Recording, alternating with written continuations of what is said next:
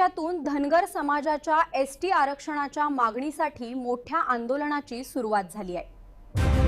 Breaking news मध्ये धनगर समाजाची मुंबईकडे पदयात्रा सुरू झाली आहे। सध्या चावलीत थांबलेल्या या आंदोलकांनी जय मल्हार, जय अहिल्या आणि चलो मुंबई पैठण प्रतिनिधी इक्बाल शेख ढोरकीन तालुका पैठण यांच्याकडून मिळालेल्या माहितीनुसार दिनांक 18 जानेवारी 2026 रविवार पैठण तालुक्यातून धनगर समाजाच्या एसटी आरक्षणाच्या मागणीसाठी मोठ्या आंदोलनाची सुरुवात झाली आहे। पैठण प्रतिनिधी इक्बाल शेख ढोरकीन तालुका पैठण यांच्याकडून मिळालेल्या माहितीनुसार दिनांक 18 जानेवारी 2026 रोजी रविवारी ठरलेल्या रोड मॅप प्रमाणे धनगर मावळे मुंबईच्या दिशेने रवाना झाले आहेत। आज या पदयात्रेचा मुक्काम चौळी इथे असून जय मल्हार, जय अहिल्या अशा जोरदार घोषणा देत मोठ्या संख्येने धनगर मावळे मुंबईकडे जाताना दिसत आहेत। एसटी आरक्षण मिळाल्याशिवाय माघार नाही अशी ठाम भूमिका यावेळी धनगर मावळ्यांनी घेतली असून चलो मुंबईचा नारा देत हे आंदोलन अधिक तीव्र होत असल्याचे चित्र आहे। या पदयात्रेकडे संपूर्ण राज्याचे लक्ष लागले असून येत्या काळात सरकारची भूमिका काय राहणार याकडेही सर्वांचं लक्ष लागलं आहे। मध्ये आपला स्वागत आहे। आपण आज लक्ष्मण भावले यांच्याकडून अरुण भाऊ बोरोडे यांची काही माहिती जाणून दीपक भाऊ बोरोडे यांच्यावर थोडा गुन्हा दाखल झालता। आज यांच्याकडून आपण थोडे जाणून घ्यावा। हे बघा, सर्वप्रथम मी फडणवीस साहेब आणि जालना प्रशासनाचे जाहीर निषेध करतो की त्यांनी बेकायदेशीर आमचे मल्हार योद्धे दीपक बोराडे हे 21 जानेवारीला मुंबई येथे उपोषणासाठी रवाना जाण्याच्या संदर्भात यांनी कुठलीही पूर्व परवानगी न देता त्यांना अटक केलेली आहे। तरी या जालना प्रशासन व देवेंद्र फडणवीस सरकार यांचा जाहीर निषेध मानवतो। किशोर आप्पा, आपली माहिती।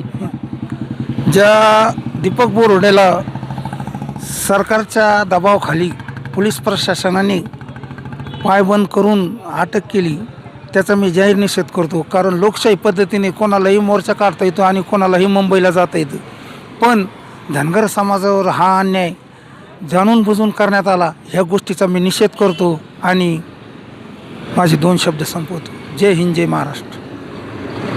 धन्यवाद आप्पा।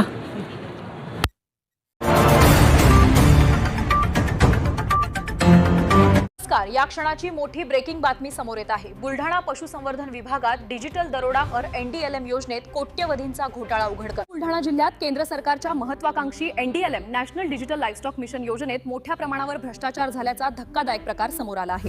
लसीकरणाच्या नावाखाली मृत जनावरे जिवंत दाखवणे, बंद दवाखान्यांतून हजारो लसीकरण आणि पोर्टलवर बनावट नोंदी करून शासनाच्या कोट्यावधी रुपयांच्या निधीवर सुनियोजित डिजिटल दरोडा टाकल्याचे आरोप होत आहेत।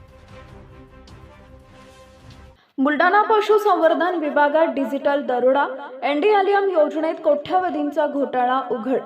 बुलढाणा जिल्ह्यात केंद्र सरकारच्या महत्वाकांक्षी नॅशनल डिजिटल लाईव्हस्टॉक मिशन या योजनेत मोठ्या प्रमाणावर भ्रष्टाचार झाल्याचा धक्कादायक प्रकार समोर आला आहे।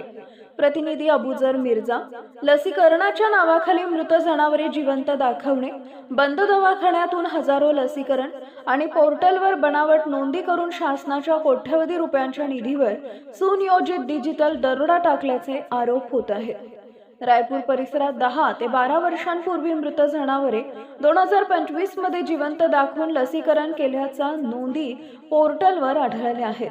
तर धाड येथील 3 वर्षापासून बंद असलेल्या पशुवैद्यकीय दवाखान्यातून 11 गावातील हजारो जनावरांचे लसीकरण झाल्याची नोंद आहे।